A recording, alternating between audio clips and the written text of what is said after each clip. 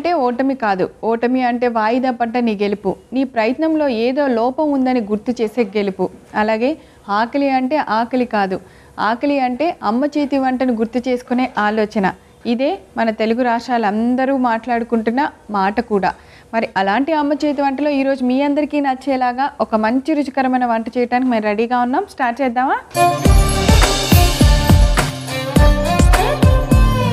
ఈరోజు అమ్మ చేతి వంటలో మనందరికీ నచ్చేలాగా ఒక మంచి డిఫరెంట్ టేస్టీ రెసిపీ చేయడానికి వచ్చేస్తున్నారు మన ఎక్స్పర్ట్ పద్మ గారు.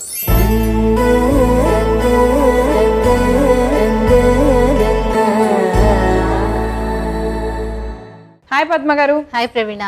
ఏమిటి సంగతులు, ఏం చేస్తున్నారు, ఏంటి? బోండా బౌల్. దీనిలో స్పెషాలిటీ ఏంటి? బోండా బౌల్లో స్పెషాలిటీ ఏంటంటే టేస్ట్ చూసాక తినబోయే ముందు రుచి ఎందుకు. సరే అయితే ఎందుకు చేసి పెట్టేస్తారు కదా, నేను తినేస్తాను. మరి ఇంకా మాత్రం ఆలస్యం చేయొద్దు. బోండా బౌల్ తయారు చేసుకోవడానికి కావాల్సిన ఇంగ్రీడియంట్స్ ఏంటో చూసేద్దాం. బోండా బౌల్ తయారు చేసుకోవడానికి కావాల్సిన పదార్థాలు: రుబ్బిన మినపప్పు పిండి, బొంబాయి రవ్వ, ఉప్పు, జీలకర్ర, టమాటా ప్యూరీ, ఉడికించిన కందికట్టు, మిరియాలు, వెల్లుల్లి రెబ్బలు, హోల్ గరం మసాలా, పచ్చిమిర్చి ముక్కలు, పసుపు, కొత్తిమీర, కరివేపాకు, నూనె, నెయ్యి. సో ఆల్ ఇంగ్రీడియంట్స్ రెడీగా ఉన్నాయి. స్టార్ట్ చేద్దామా? చేద్దాం. ఓకే, ఏం పెట్టండి ముందుగా? ఫస్ట్ 2 స్టవ్లు ఆన్ చేసేద్దాం, టక టక చేసేద్దాం. అమ్మో, ప్యాన్ పెట్టేసి. ప్యానా?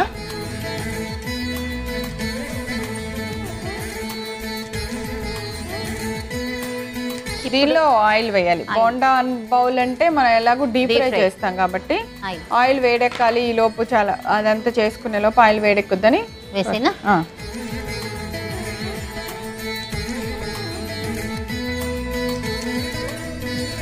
ఆయిల్ హీట్ ఎక్కుతుంది.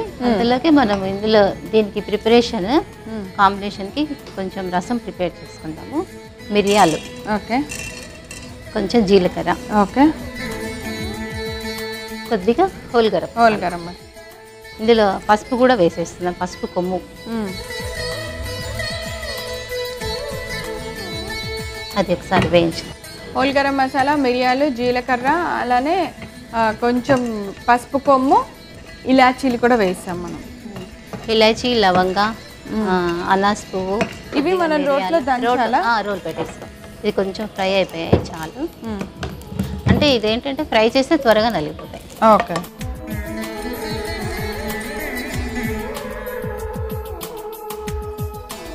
అవి కొంచెం ఎదిగిన తర్వాత వెల్లుల్లిపాయ.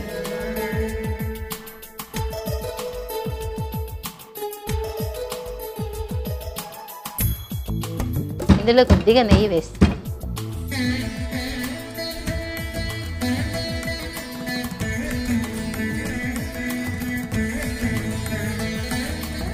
కొద్దిగా జీలకర్ర, కరివేపాకు, టమాటా రసం, టమాటా ప్యూరీ.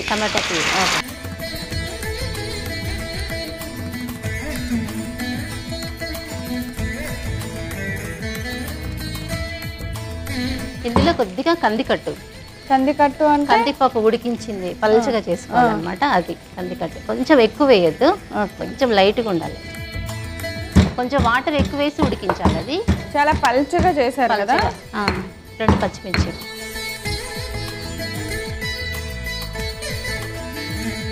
కొంచెం వాటర్ వేపేవండి. ఉప్పు వేశారు మీరు? వేసాను.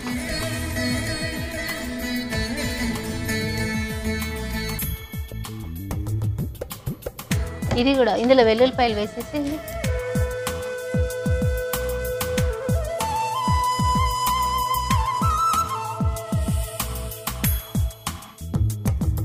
చాలా మరి ఎక్కువ నలగాల్సిన అవసరం లేదు.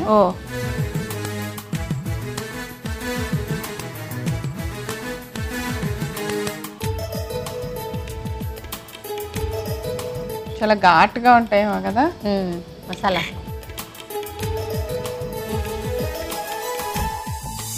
నాకు మిక్సింగ్ బౌల్ ఇవ్వండి. ఇప్పుడు బోండాకు సంబంధించి మిక్స్ చేయాలా? ఇది రుబ్బిన మినపప్పు అంటే గారెల పిండి. ఇందులో కొద్దిగా బొంబాయి రవ్వ, కొద్దిగా జీలకర్ర, అలాగే ఉప్పు, ఓ మినపప్పులో తక్కువ పడుతుంది.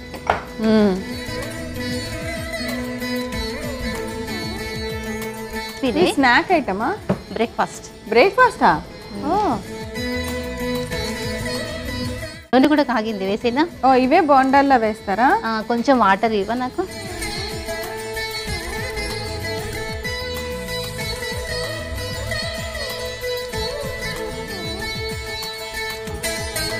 ఏంటి అంత పెద్ద బోండమా? మరి బోండా బౌల్ అంటే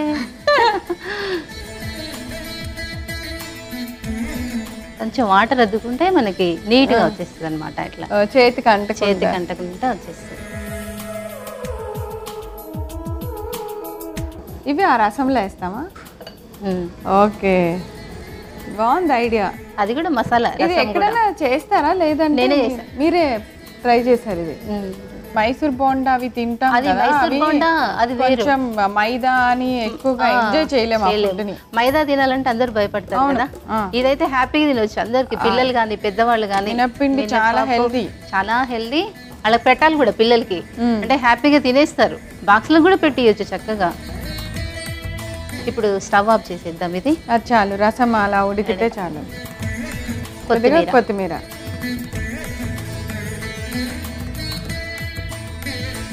సో ఇవన్నీ బోండాలన్నీ మనకు బాగా మంచి కలర్, గోల్డెన్ కలర్ వచ్చే వరకు ఫ్రై చేసుకోవాలి. ఓకే ప్రవీణ, రెడీ అయిపోయి. ఓకే, తీసి అందులో వేయటమే కదా? వేసేసా.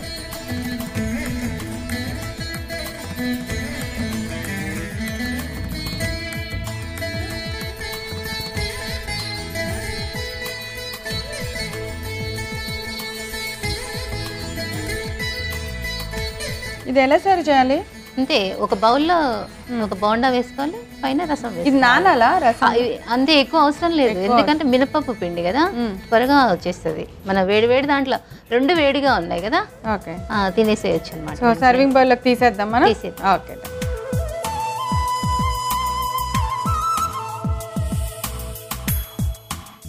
చూడటానికి చాలా బాగున్నాయి బోండాలు. లెక్క పెట్టుకొని తింటారు చూడు పిల్లలకి, అలాంటివి 2 తినండి చాలని చెప్పాలన్నమాట. ముందే చెప్పేస్తుంటారు మా పిల్లలు, నాకు ఒక దోశ చాలు, ఒక చపాతీ చాలు, 2 ఇడ్లీ చాలు. అప్పుడు నేనేం చేస్తా అంటే ఒక పూరీని 2 పూరీలు ఒకటి చేసేస్తా. ఈ బోండా కూడా పెట్టిన దీని మీద బోండా కనిపిస్తుంది.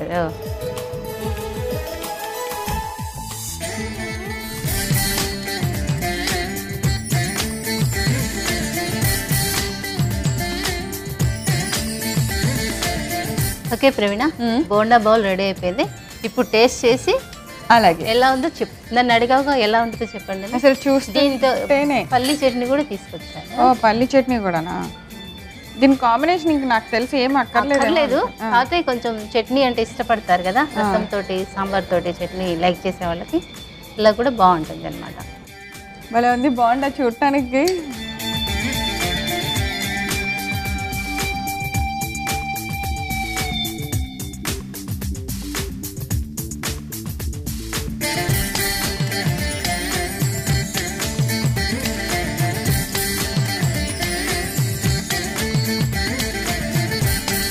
ఉన్నాయి